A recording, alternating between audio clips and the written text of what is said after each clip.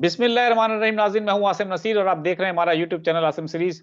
नाज़रीन, मेरे साथ मौजूद हैं मशहूर और मारूफ astrologer numerologist doctor Mohammad Ali साहब, जिनका व्हाट्सएप नंबर हमारी स्क्रीन पर मौजूद है। अगर आपको रब्ता करना है तो नीचे दिए गए नंबर पर रब्ता कर सकते हैं। इसके अलावा जिसने अभी तक हमारे चैनल को सब्सक्राइब नहीं किया तो बराए मेहरबानी हमारे चैनल को सब्सक्राइब भी कर दें। अस्सलाम वालेकुम डॉक्टर साहब, क्या हाल है, कैसे हैं आप? वालेकुम सलाम। अल्हम्दुलिल्लाह मैं ठीक हूँ। आपका क्या हाल है आसिम साहब? अल्लाह ताला का बड़ा करम है डॉक्टर साहब। डॉक्टर साहब, फरवरी के महीने में हमने आपके साथ चाहा था स्टार्ट में कि आपके साथ एक वीलॉग करें और फरवरी के महीने की आपसे पूरी प्रेडिक्शन लें, लेकिन वो एक मसरूफियत की वजह से नहीं हो सका आपके साथ। लेकिन फरवरी का महीना अभी बहुत रहता है, अभी शुरू ही है फरवरी, इलेक्शन भी होने वाले हैं, बहुत चंद दिन रह गए हैं बल्कि अब। तो फरवरी के महीने के हवाले से हमारे देखने वालों को बता दें कि फरवरी का महीना पाकिस्तान के लिए कैसा होगा, क्योंकि इंतखाबात भी हैं इस महीने में। और फरवरी का महीना खान साहब के लिए कैसा होगा? गो कि उनको सज़ा हो चुकी है, जेल में हैं, लेकिन उसके बावजूद उनके सितारे क्या कहते हैं? और पाकिस्तान की अवाम के लिए महीना कैसा होगा? आसिम साहब, फरवरी जो है ना, उसका आगाज इटसेल्फ जो है वो को बहुत अच्छी चांद की पोजीशन से नहीं हुआ।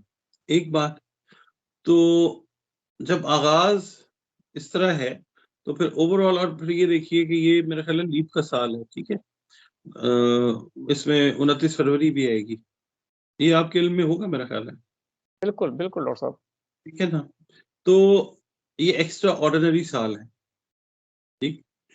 ये फरवरी जो है पॉलिटिकली अनस्टेबल, पूरी दुनिया के लिए भी, पाकिस्तान के लिए भी। उसके बाद राहु और केतु जो हैं, नॉर्थ नोड साउथ नोड, वो एक्टिव हैं, हादसात लाते हैं। अल्लाह ताला माफ फरमाए, ठीक है। मतलब ये है कि टेररिज्म के वाकयात जो हैं वो, उसके बाद अनड्यू ब्लड शेड जो है जंगों की सूरत में या दीगर जो मामलात हैं उसकी सूरत में, ये फरवरी की मैं बात कर रहा हूँ। और अनएक्सपेक्टेड इवेंट्स जो हैं रिलेटेड टू पब्लिक कह लें, पॉलिटिशियंस कह लें, पावर के जो इदारे हैं पूरी दुनिया में, उनसे रिलेटेड जो मामलात हैं, ये अनएक्सपेक्टेड इवेंट्स जो हैं फरवरी में आप देख सकते हैं। और बहुत सारी चीजें ऐसी आपको नजर आ भी रही हैं, हुई भी हैं। सबसे बड़ी बात ये है कि दुनिया में, पाकिस्तान में अवाम जो है उनका तर्ज अमल जो है वो बिल्कुल डिफरेंट है, सोच का तर्ज जो है वो डिफरेंट है। फिर आप ये भी इग्नोर नहीं कर सकते कि जो 5 बड़े प्लैनेट्स हैं, जिसमें सैटर्न है, जुपिटर है, मार्स है, यूरेनस है और प्लूटो है, ये पांचों के पांचों एक्टिव हैं, प्रॉपर तरीके से अपने अपने कामों के लिए बिल्कुल तैयारी पकड़ी हुई है इन्होंने, ठीक है। उसका मैं जिक्र कर चुका हूँ कि प्लूटो जो है जब वो राइज होता है तो क्या होता है, यूरेनस जब राइज होता है तो क्या होता है, ठीक है। अब यूरेनस जो है ये जब राइज होता है ना, तो इसमें होता ये है कि ये तकरीबन 80-90 साल पीछे का अरसा दोहराता है, ठीक है। जब भी ये राइज होता है ना, 80-90 साल 100 साल पीछे का जो अरसा है, जिस भी खिते, मतलब पूरी दुनिया के ऊपर इसका इफेक्ट आएगा कि लोग जो हैं वो नॉस्टैल्जिया में जाके पीछे वाली चीजें जो हैं, जो दौर चले उसको फिर रिवाइज करने की कोशिश करेंगे, ठीक है। तहरीकें, इस तरह की चीजें जो हैं वो आपको नजर आएंगी, जो आज से 100 साल पहले लेट से चल रही हैं। वो फिर नई चीजें जो हैं, नई हुकूमतें, नए तर्ज सियासत, ये सारी चीजें जो हैं ये आपको जन्म लेती हुई नजर आएंगी। और फरवरी उस चीज का एक इंटेग्रल पार्ट है, फरवरी का महीना।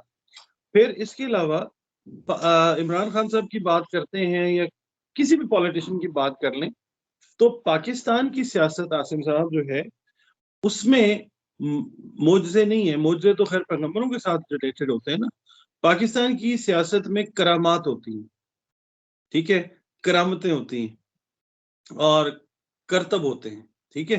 तो ऐसी सियासत है कि जो बंदा मातूब होता है वही बंदा जो है वो हाकिम बनता है, वही हाकिम फिर से मातूब होता है, वो फिर से हाकिम बन जाता है, ठीक है। तो ये पाकिस्तान की जो पॉलिटिक्स है, ये जजा और सजा की पॉलिटिक्स वाला काम नहीं है, ठीक है। ये मामलात हैं और, ठीक है, ये चीजें और है कि अगर मिसाल के तौर पे मेरी आपके साथ सलाम दुआ अच्छी नहीं है तो आप मेरे लिए प्रॉब्लम क्रिएट कर देंगे, ठीक है।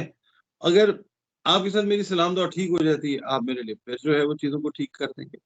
तो ये जायचे के कानून से हटके एक अपना अलहदा कानून है पाकिस्तान का, ये लोगों को समझना चाहिए।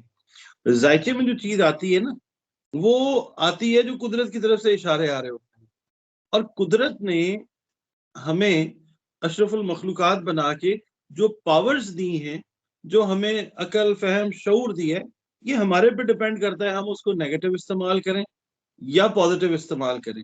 ये ऐसे ही है कि एक आउटलाइन जो है जायचे की शक्ल में कुदरत ने हमें दी। जैसे स्कूल में बच्चे को पेंटिंग के लिए एक ड्राइंग की बुक में स्केच बना के दे दिया जाता है, बच्चे के हाथ में रंगों की डब्बी पकड़ा दी जाती है कि बेटे इसमें रंग भरो। अब बच्चा जो बिल्कुल है वो रंग उसके अंदर भरे या लाइनें मारे या सफ़े को फाड़ दे, ये बच्चे पे है, ये अल्लाह नहीं करवा रहा उससे। अल्लाह ने उसको एक लिबर्टी दी है कि देखो तुम दौड़ लगाओ, देखो क्या करते हैं, आप क्या करते हैं, हम देखते हैं। यही मतलब इंसान को ना, कि मैंने आउटलाइन दी, अब रंग इसमें तुमने भरने हैं। तो इंसान अब क्या करता है, वो अल्लाह ताला, अल्लाह रब्बुल इज्जत वो इसीलिए फरमाता है बिस्मिल्लाहिर्रहमानिर्रहीम वल अस्र इन्नल इंसाना लफी खुस्र। अल्लाह ताला जमानों की कसम खाता है कि एक इंसान जो है वो नुकसान में है। क्यों नुकसान में है, ये सबको पता है कि क्यों नुकसान में है। We always when we try to go against the nature, तो हम अपने लिए तो नुकसान करते हैं, जो अपने साथ जो लोग इर्द गिर्द होते हैं हम उनके लिए भी नुकसान करते हैं। तो कई चीजें ज़ायचे के कानून से बाहर है पाकिस्तान में। ये on a very lighter note भी बात करो और सीरियस नोट भी बात कर रहा हूँ। तो ये है कि ये फरवरी का जो महीना है ना, ये पैगाम हमें ये दे रहा है कि जनाब, कि don't try to go against nature, वरना ये प्रॉब्लमेटिक, ठीक ठाक प्रॉब्लमेटिक महीना अल्लाह ना करे। बिल्कुल ठीक है। सर फरवरी के महीने के हवाले से आपसे बड़ा ज़बरदस्त आपने हमें बता दिया। आपने थोड़ इस पूरी बात में एक बात की थी कि मातूब वाली बात जो कि ज़ेर-ए-ताब जो लोग हैं, तो इस वक़्त तो खान साहब ज़ेर-ए-ताब हैं। तो आपको क्या लगता है कि जो ज़ेर-ए-ताब हैं, वो इक़्तिदार में आते नज़र आ रहे हैं आपको? नहीं, इक़्तिदार तो खान साहब का नहीं अभी है। यानी अगर हम कहते हैं ना, जो लोग बात कर रहे हैं कि मुआवज़ा है, एकदम आ जाएँगे खान साहब। देखिए खान साहब कहाँ गए थे? खान साहब तो आए ही हुए हैं। ठीक है? खान साहब मज़ीद आ गए हैं। ठीक है? जितना वो रहे हैं कैद में, उतनी ज़्यादा कैंपेन स्ट्रॉन्ग हो गई है। इक़्तिदार में अगर हम बात करते हैं, तो हम वीडियोज़ करते आए हैं। मैं वज़ीर-ए-आज़म प्लस की मैंने बात की हमेशा। तो खान बिल्कुल, साहब आपको 2025 में उस रोल में नज़र आएँगे, जिसका आगाज़ 2024 में होगा। ये बात ना वो लोग समझ लें जो एस्ट्रोलॉजी कुछ समझते हैं थोड़ा बहुत। उन लोगों को ये वो लोग बिल्कुल इस बात की उन लोगों को समझ नहीं आएगी। वही वाली बात है कि जो एन्जॉयमेंट के तौर पे इसको देख रहे हैं ना, उनको नहीं समझ आएगी। मगर आगाज़ इसका जो है वो हो चुका है। मतलब आगाज़ का मिड जो है वो क्रॉस हो जाएगा 2024 में। आगाज़ तो 2021-22 से शुरू, आगाज़ तो 21-22 से हुआ है, पाकिस्तान की बेहतरी के लिए। ठीक है? अब उसके अंदर हमने ये देखते हैं कि पाकिस्तान का ज़ायचा है, खान साहब का ज़ायचा है, दीगर सियासतदानों के ज़ायचे हैं, स्टेक होल्डर जो पाकिस्तान के हैं, जो देखिए कैसी ज़ुल्म की बात है आसिम साहब, अवाम इनके लिए पागल होती है, अवाम इनके लिए मरती है, और जब ये लोग पावर कॉरिडोर्स के अंदर आते हैं, अवाम को इनसे हज़ारों मील दूर कर दिया जाता है। ठीक है? बेशक। हम लोगों को सोचना चाहिए, हमें अपने हुक्मरानों की सिलेक्शन जो है, अब अगर 8 फरवरी को इलेक्शन होता है तो ध्यान से करें सिलेक्शन। मतलब ज़लील-ओ-ख्वार भी हम होते हैं। वो वो कहते हैं ना, पराई शादी में अब्दुल्ला दीवाना हो जाता है। इनके लिए हम जनाब लड़ते फिरते हैं, और जब ये आते हैं ऐवानों में, तो ये वीवीआईपीज़ हो जाते हैं। हम इन तक पहुँच ही नहीं सकते।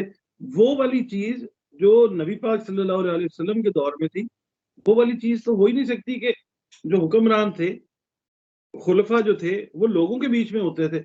असल चीज़ वो थी। बहरहाल हम उस चीज़ से दूर हो गए, वो एक अलग चीज़ है। ये बहरहाल जो है ना, ये सिलेक्शन का महीना है, अवाम को सेलेक्ट करना है, क्योंकि अब जो टाइम है ना, ये अवाम की हुक्मरानी का टाइम है, अवाम को समझ आ चुकी हुई है। और जिन लोगों को, सियासतदानों को या बड़े जो लोग हैं, उनको नहीं समझ थी, उनको भी बहुत हद तक समझ आ गई है कि हाँ यार, अब शायद राज करेगी खल्क़े खुदा, जो तुम भी हो और मैं भी हूँ। ठीक है ना? तो ये चीज़ जो है ये समझनी ज़रूरी है, ज़ुहुल की कंसिडरेशन जो है वो ज़हन में रखनी ज़रूरी है। अगर नहीं रखें तो फिर फरवरी जो है उसके हवाले से हमने बात की टफ। बहुत सारे लोगों के लिए। बिल्कुल ठीक है। सर आखिर में एक सवाल ले लेते हैं। शाज़िया अली हैं, उन्होंने पूछा है कि नवाज़ शरीफ जो हैं वो वज़ीर-ए-आज़म बनेंगे चौथी बार? देखिए जी, बात ये है कि ज़ायचा जो है उसका एक अपना कानून है। मेरे दिल की बात जो है वो एक अलग बात है। मेरा दिल तो कहता है कि शेर एक बारी फेर, ठीक है? मैं अवाम हूँ, मतलब मैं अपनी अपनी राय दे रहा हूँ जी, ज़ाहिर है हमने एक शहर में वक़्त गुज़ारा है। नवाज़ शरीफ साहब ने 40 साल हुक्मरानी की। हमने तो बचपन से लेके आज तक उन्हीं को देखा है। तो ज़ायचा जो है वो इसके बरअक्स बात करता है, ठीक है? मेरा बड़ा दिल करता है कि मैं कुछ इस तरह की बात करूँ। पता नहीं क्या बात है, ज़ायचा जो है वो इस चीज़ की ग़माज़ी नहीं करता, इस चीज़ की इंडिकेशन नहीं देता।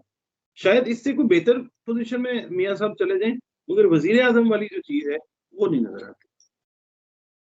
सर तो आपसे सवाल एक हम भी कर लेते हैं कि नून लीग की हुकूमत आपको नज़र आती है या नून लीग की हुकूमत भी नज़र नहीं आती? नहीं जी, मिला-जुला काम नज़र आता है। जब भी ये इलेक्शन इस साल में होते हैं ना, एक मिला-जुला खिचड़ी जो है ना, वो पकेगी। ऐसे नहीं है कि कोई एक वाज़ेह अक्सरियत वाली हुकूमत जो है, वो आपको आती हुई नज़र आए। अभी तक तो जो एनर्जी पैटर्न है प्लैनेट्स का, वो यही स्ट्रांगली डिपिक्ट कर रहा है, रिकमेंड कर रहा है, उस पे लाइट डाल रहा है कि अभी ऐसी ही सिचुएशन है कि मिला-जुला ही काम है। बिल्कुल।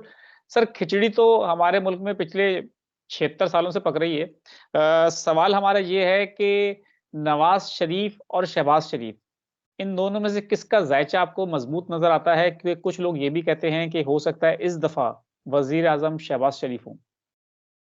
उनका ज़ायचा बहुत हद तक स्ट्रांग है एज़ कम्पेयर टू मियाँ नवाज़ शरीफ साहब। मैंने तभी कहा कि शायद मियाँ साहब की कोई और स्ट्रांग पोज़ीशन हो जाए, वज़ीर-ए-आज़म वाली पोज़ीशन ज़ायचे के हिसाब से नहीं नज़र आती।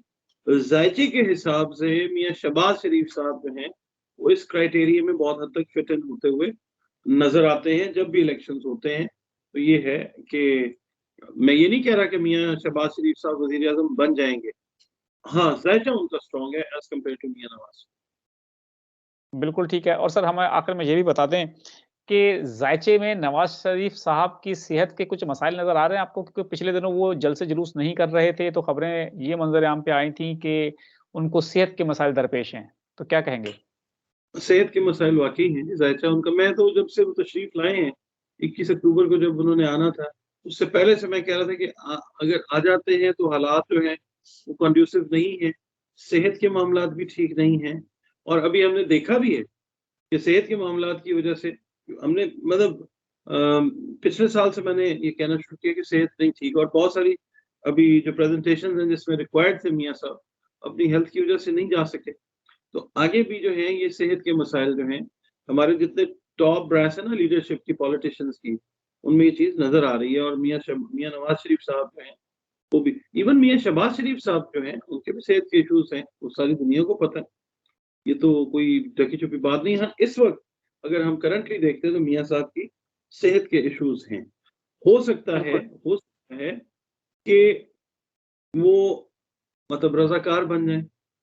मकबूल तो हैं, दिलों के लीडर तो हैं मियाँ नवाज़ शरीफ साहब, ठीक है? जी, मगर ये है तो कि इसमें तो कोई दो राय नहीं है ना। तो ये है कि मियाँ साहब जो है स्टेप डाउन कर जाएँ या क्या है, वो मुझे नहीं पता। मगर ये है कि हेल्थ के हिसाब से तो पोज़ीशन ठीक नहीं है। अल्लाह उनको सेहत और ज़िंदगी जो है वो अच्छी अता फरमाए। बिल्कुल ठीक है सर, नज़रियाती और सियासी इख्तिलाफ़ात अपनी जगह लेकिन हम भी दुआ करते हैं कि उनको सेहत और तंदुरुस्ती दे अल्लाह ताला और तमाम बीमार जितने भी हैं, हम तो दुआ करते हैं, उन सबको सेहत और तंदुरुस्ती दे। सर हाँ, बहुत-बहुत शुक्रिया हमें वक़्त देने के लिए। नाज़रीन यहाँ हमारे वीलॉग का वक़्त ख़त्म हुआ। मुझे और डॉक्टर मोहम्मद अली साहब को दें इजाज़त। आखिर में हमारा वही पैगाम है, मुस्कुराएँ, प्यार बाँटें और अपने आस-पास के लोगों का ख़्याल रखें। खुदा हाफ़िज़।